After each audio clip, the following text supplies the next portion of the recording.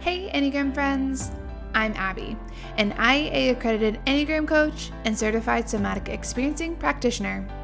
In today's episode, I'm joined in the coaching space by an Enneagram Six that wants to explore the worst case scenario aspect of our personality.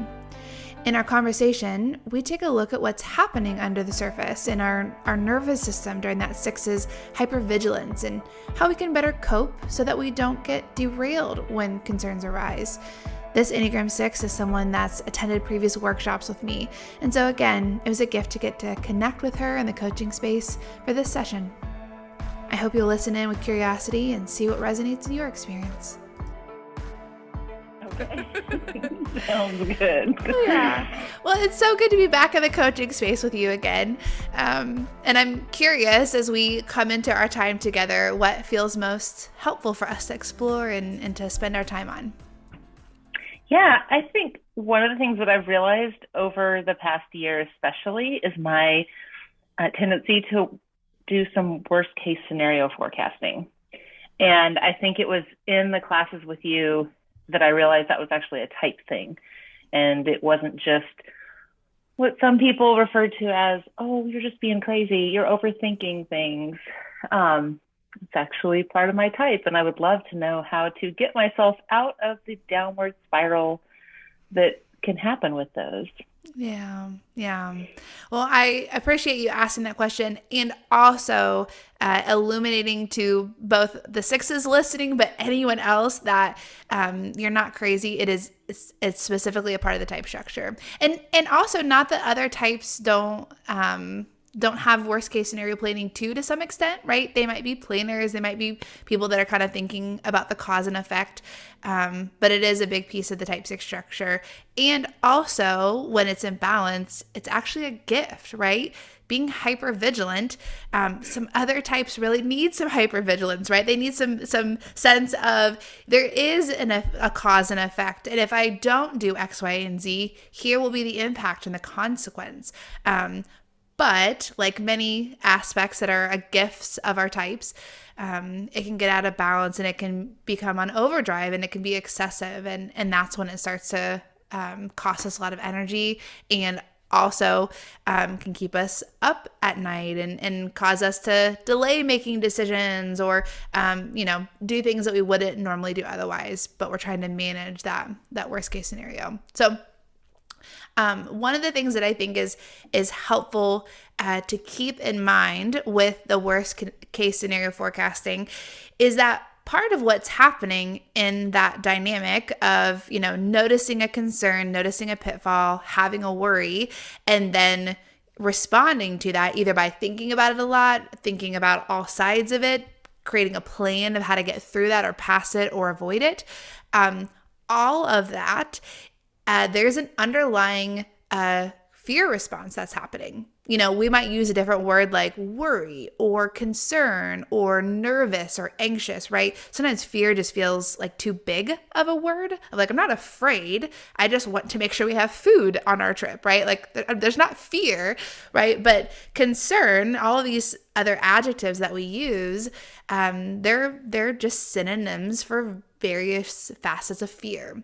And so, like any other emotion that we have, we try to fix the fear, fix the concern, fix the worry by doing something about it, by thinking our way out of it, by problem solving, by creating a plan. And we can't fix emotions. So there's, in that process, if we can start with, what's going on in my experience, what am I concerned about? What am I worried about? And giving ourselves some space to experience and process that concern. So how does that land for you as I kind of share that back? Oh, definitely. Because I think I can think specifically to, I was originally thinking parenting, but then my parenting example was actually my childhood example too. So I put really high expectations on myself with school, even though my parents didn't, they knew like, okay, you're doing good. You're getting C's, B's, and A's. But in my mind, I needed A's. And that was the only exception. Nobody ever told me you have to get A's. Yeah.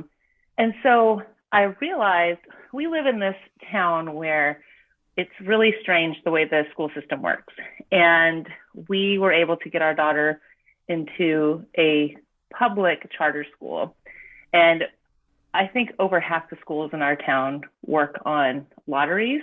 Mm. And so for us, we were really lucky, but now we have this high school thing. And this is so crazy, but she has to apply to get into this public high school. And so I realized that over the years, my fears, my worries, and I will really spiral with this with my husband, and he does a great job of just listening and then talking me down. But I realized over the years she has heard those conversations. But then if it's, let's say she gets a D on the test, I'm like, oh, well, we do need to be cautious of this. Like, let's make sure that you get an extra tutor session. Or so I'll do the things for her, but I'm realizing that I am putting that expectation on her, and I don't mean to, because it's not her fault that we live in a strange system with schools. Yes. So I think there's my big thing is I don't want to project my fears onto her and have her worry, but I've also caught her saying like, oh, I need to do this. I need to get this grade. I have this expectation for myself. And I'm like, oh no, she's turning into me.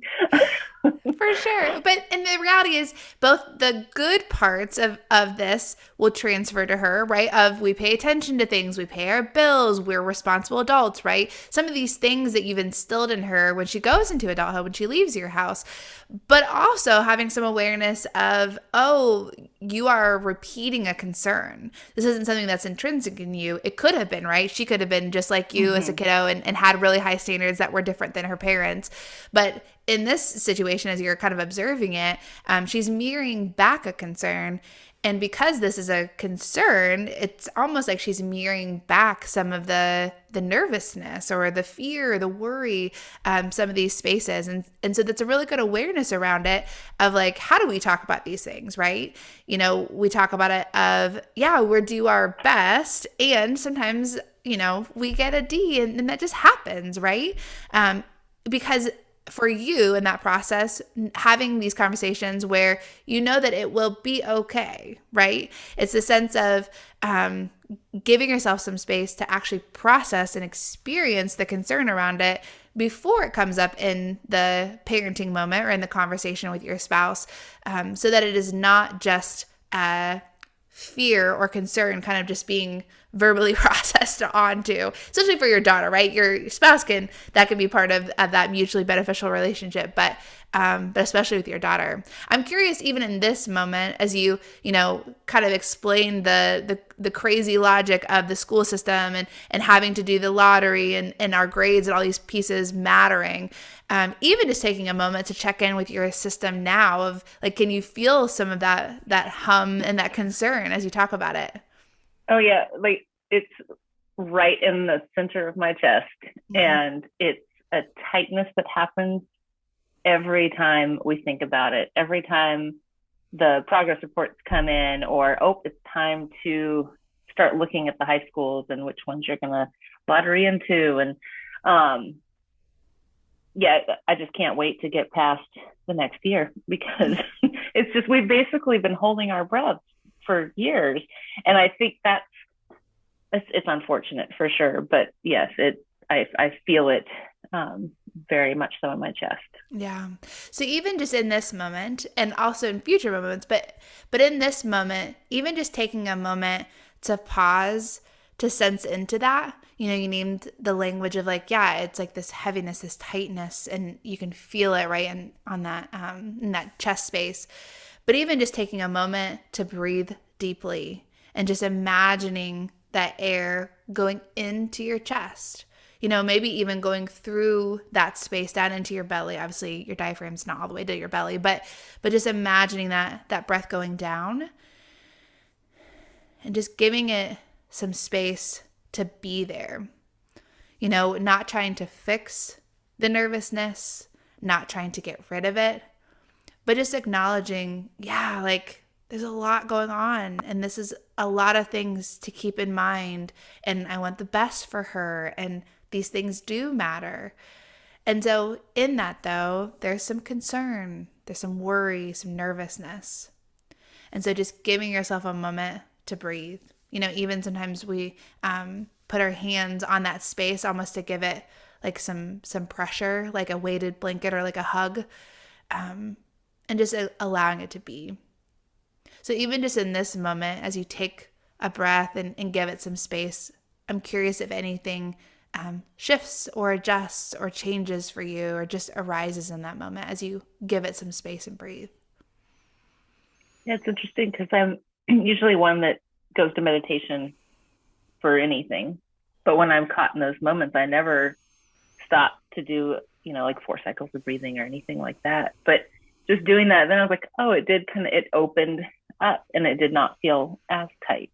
Mm-hmm. Just taking those deep breaths in. It's such a good reminder of breath work and how effective it can be. Yeah. Yeah.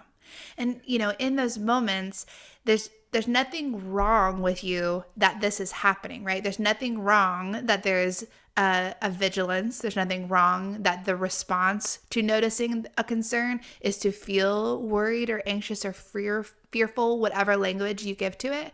There's nothing wrong with that. That's a very normal response. But we also don't want that normal response to derail us. It's this hyper-vigilance as part of our human DNA so that we can outrun the predator when it comes after us, right? But the reality is there's not a lion chasing you. In this moment, it's a decision that has to be made, or it's an awareness of, how we get to this space of applying for this, right?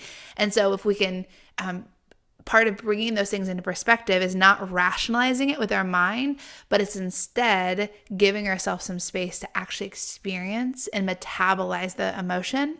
Otherwise, that emotion will just keep causing you to run, right? It'll just be this, okay, we have to fix this and we have to do this. And that kind of like buzzing, jittery feeling that can even come in the moments of, the language you use of spiraling, right? Sometimes it's like this, oh gosh, we've got to do this. And what happens? And if this goes on, and what are we going to do, right? And if we can just give ourselves a moment to kind of breathe and calm our nervous system back down into this, they call it like this ventral space, right? Out of this sympathetic into this ventral space, then we can honor ourselves of like, yeah, this is a normal human emotion. There's nothing wrong with us for thinking that or feeling that. And also we can move through this in a way that that's flooded emotion is not making the decisions. It's not calling the shots. It's not at the forefront of how we move through and process this. So how does that land with you as I kind of share that back? Yeah, one thing that I've noticed is it will cause for me like decision fatigue because I've created all these options in my head. So the chance to stop, breathe through, and realize it's just, experiencing it in that moment doesn't mean that those are added options, because in reality, a lot of the things I'm creating aren't options at all. So that's really helpful in thinking through the options I give myself when I'm making decisions. Yeah, for sure. Because, often what's happening for sixes is that there's this disconnect between their internal knowing. It becomes almost this distrust of your internal, like, oh, I know what to do, or I know how this should go, or I know who I am, and I know how I want to move through this. I know what I value. I know who I want to be, what I want our family to be. But there becomes this distrust of that, of, well, how could I ever be that confident? Or how could I ever know that? Or how could I ever say this with such decisiveness? And then it starts this self-doubt and the second guessing. And sometimes that shows up in having so many decisions that options you can't possibly choose something. But also if you can calm down some of the worry by sensing into and experiencing the emotion so it's not so flooding, then some of those things will start to dissipate. It'll start to be able to be put into more perspective because it doesn't feel like you're running and having to make a quick decision. It's there's more calm there and there's more clarity, because most of the time you do know what you want to do or what needs to be done, or have a good sense of the direction. And so metabolizing that emotion gives you some more clarity to actually make the decision that's on your plate in front of you. Yeah, I think I've, even without the worst case scenario forecasting, I have always struggled with making decisions. And I always feel like I need to go and run my thoughts through at least two different people. And I feel bad for those people because they're constantly getting the call from me, or it's one of my husbands is one of them. So like, it's just me going through, and I'm sure he's sitting there thinking, oh my goodness, you've already made the decision in your mind, but you're still asking me all these opinions. So Yeah. Well, and part of that also, we can have these moments where we realize we're doing that, but it's also not all bad, right? There are some types that need to slow down and actually ask other people what they think, right? There's some types that this is a real struggle for them. And so for you, it's not there. You know how to do this, that piece of we collaborate or we ask for input. That's more common sense for you. But it can get into excess, like all the other gifts for us. And so having some awareness around, do I want your input? Do I want to know what you think about this car I'm about to buy or this decision I'm about to make? Or is it actually that part of me connecting with and reaching out to you is that I need some support? I need some grounding. I need some sense that I'm not going to, fly away in the storm that's about to hit us, that I'm actually tethered down with the support around me. And if it is that, if it is, you know what you think, you know what you want to do, you know the decision that you want to make, but you actually just need some support, some, whether that's comfort, fellowship, the sense of like, yeah, we're committed and we're staying here, then ask for those things instead, of like, hey, like this is what I want to do. And like, I've thought about this and this, and I feel really good about the decision. And I still think it's going to be hard when I make the decision. Would you be there with me? Or will you be there to celebrate with me when I come home? Or, here's what I've decided and this is what I'm going to do. And I think so-and-so is not going to like it. And I think I need some advice on how to navigate that. But I know what decision I want to make, right? There's still this discernment, and it's not a willfulness that kind of gets shoved in someone's face. It's like no, like I'm solid and I know what I want to do.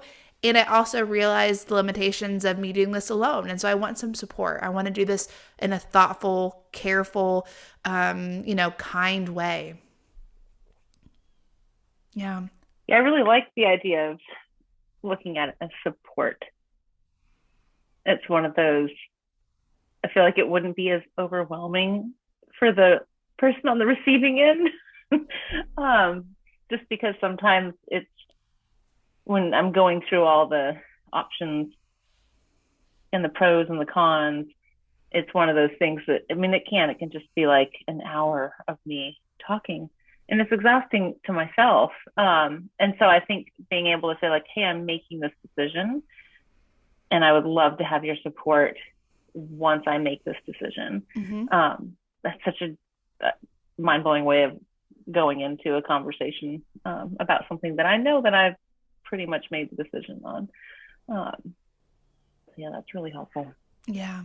And even when you think about those conversations, whether you find yourself, I'm in the middle of a conversation where I'm asking the questions or talking through the scenarios, and it's okay in that moment, even if you're 30 minutes in, just to take a moment to stop and just to breathe, of like, oh man, like I'm getting into this conversation about school again, or I'm getting into this conversation about this friend again. And it's okay if it's, you didn't catch yourself 1 minute and you caught yourself 30 minutes in. That's totally fine, because you're increasing your awareness around this before it totally takes you away, right? You got caught up on the train of thought, and now you're in the next city over. And so in those moments, just taking a few seconds just to breathe, sometimes even having like your hand on your chest, and sometimes people will put their hand on their belly to allow the breath to get all the way down their diaphragm, but just like take a moment to breathe, even if you just say like, I'm going to the bathroom real quick, right? Like just taking a moment to breathe. because it's amazing how much the concern and worry and all the swirling thoughts and analytical thoughts just cloud your ability to actually have the discernment around like, this is going to be okay, or this is what I want to do and it's going to be hard, but I believe in it, or, this is a decision that I want to make, and I'm not sure how exactly to do that, but I know I want to make this decision. If we can calm down some of the it's almost like the snow globe of like when you shake it up, all the thoughts and concerns and worries are just swirling around, and it's really hard to see whatever little figurines in the middle of the snow globe. And so taking a moment to breathe and giving yourself some support, it's allowing the snow and the flurries just to settle for a moment so you can see more clearly, so you can know what it is that you want to say or you want to do, or what you think or feel about something. Yeah, being a visual person, that image of the snow globe and settling, that's a great one. Yeah, it's interesting to me though, because like for me, what really will trigger me though is if I get that response. I mentioned it earlier, like, oh, you're just being crazy. Like, or the most common one I hear is, don't be so pessimistic. Yeah. And I think it's like these comments like that will send me further, which I guess in that moment, that's where I step away and breathe and realize that continuing that conversation is not the best for either party. And I really do need to just stop and breathe and focus. So. Yeah.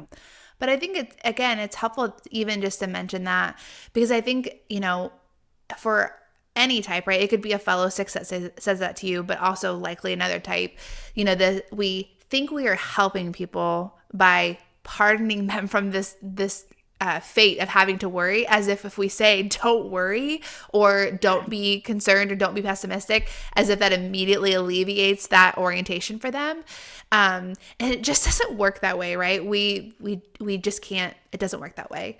And so in that, even just having the sense of telling someone not to worry or not to be pessimistic, in your system, when something is going on, it is the same sensation of a lion is chasing after me. This is concerning. We need to do something about that, right? The same thing happening in your nervous system for that person running from the lion is happening for you when you're thinking about what's about to happen. And so just tell the person running from the lion, don't worry about it, or stop being pessimistic, right? That is crazy. Like, we don't say that to people when they're running from a lion, but that's what's happening for us in our nervous system, because we're in this, this flight response, right? Of like, this is not okay, or this is about to happen, or danger, whatever. And it's happening in our system. There's something alerting us to a pitfall, a concern, a worry. And so comments like that, not only does it not help us because it doesn't make us, stop worrying, but it also, it's crazy. That's a crazy comment, not you, right? Because, you never say that to someone that was running for the lion, right? And so in those moments, you're exactly right, though. Let that be almost this red flag of, this person's dismissive, and that's going to cause me to be triggered, right? This person is irrationally optimistic, and that's going to cause me to feel dismissed. And so that's going to be a trigger for me. And so instead of trying to get them to understand or trying to whatever in that response, especially if we're at a space where we're really triggered, right? We might say things that are unkind, or more, sixes tend to have this like witty sarcasm that sometimes can be a little too true and a little too cutting. But oftentimes it's this triggered, like, I'm going to get you to understand if you don't see that the sky is falling, right? And that's not who you wanted to be in that moment. That's not how you wanted to show up there, but your type got triggered and you reacted. And so in those moments, offering yourself the kindness of a breath, of taking a moment to breathe. Again, not because we're trying to fix our fear or fix our concerns, but we're trying to regulate our nervous system so that it is not so dire. We can see it more clearly. We can metabolize that emotion and then go to the analytical thought that, is such a gift for the type sixes in that head triad. but we have to metabolize that emotion first because that's still happening. We can't just shove it down or push it aside. It doesn't work that way. We're human beings and we have emotions. We have to go through them rather than try to avoid them. Yeah, and the other thing too with that is like if somebody, you're getting those reactions from folks already dealing with the emotional, like worst case scenario, and now that person making that comment on top of it, I will say over the years I've learned the folks that have reacted that way, and this might be where my trust comes in. I'm like, oh, well, I don't trust you to go through these conversations with me, and so I don't go to those people. Like I've learned to recognize like who it is, who are my like 2-3 safe people that I can have those conversations with. So yeah, just an interesting realization. Yeah. Of the trust part that we were talking about recently. Yeah, like, for sure. You're done. Yeah. And I think it's helpful even just to note in those moments when it happens.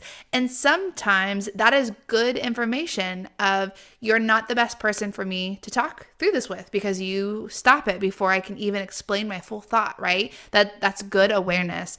But sometimes we catch people when they're just having a bad day or they needed more information before there was so much pressure to see what you were communicating without the pressure that was a part of it too. And so sometimes they need a second chance, right? They need another chance, but not always. And you can still have these, beneficial working relationships and things like that. They're just not your go-to person, and that's okay. But giving some pause to that too, so that our type is not writing someone off and putting them in the distrust category when they needed just a little bit more explanation without there being pressure of the sky is falling, right? But of, hey, I've noticed XYZ is happening and I wonder what we're doing about that, or here's some thoughts I have about how we would resolve that rather than the pressure of the sky is falling and I need you to see that with me. Oh yeah, for sure. That's a good reminder for me. Yeah. So I'm curious as we, 30 minutes is never enough, but as we kind of come out of this coaching space, what feels like the maybe the most tangible piece that you can take into the next this next conversation? What feels like the piece that you'll kind of take away from our conversation into whatever's next, whether that's this week or the next conversation that you have? I think for sure the breathing and to give space to those emotions. Like I was mentioning earlier, I meditate all the time, but I never think to do it in those moments. And so I'm excited to give myself that grace and that opportunity to do that. Yeah. And I love that you said grace too. I mean, it is truly a kindness to just take a moment to breathe, right? And so offering ourselves that kindness, because when we have these times, we can be judgmental of like, oh, why are you getting so concerned or whipped up? Or why are you still talking about this, right? We have this critic or this community of critics that comes online and judges us. And there's just no reason for that. We instead need to offer ourselves some kindness. And kindness can show up in the simple form of just taking a moment to breathe. Of like, yeah, this is a lot. And we care about this. And this matters. And there's emotion coming up for me. So I'm going to be kind rather than critical of myself as that emotion shows up. Yeah. Yeah. Yeah. Okay. Well, I hope this is not the last time that we get to be in a coaching space, but I've just really enjoyed having you in different workshops over the past year and getting to be in these coaching spaces with you. So thank you. Thank you for your curiosity and coming in and sharing that space with me. It's a real gift. Thank you. The past year of doing these workshops with you and coaching has been life-changing for me. Like it's opened my eyes so much, and I feel like I'm a better person because of it. So yeah. Thank you. Thank you. Hey, Enneagram friend, do you need some support? Do you have questions about your type, about your context, about your relationship? I'd love to sit in a coaching space with you. If you are interested in coaching, but you have some questions, you can schedule a free discovery call to explore how coaching might help you in this next season. Or if you're ready to dive in, you can schedule a 30-minute or 60-minute session right from my website. It's just as easy as that. Okay, friends, I'll see you next time.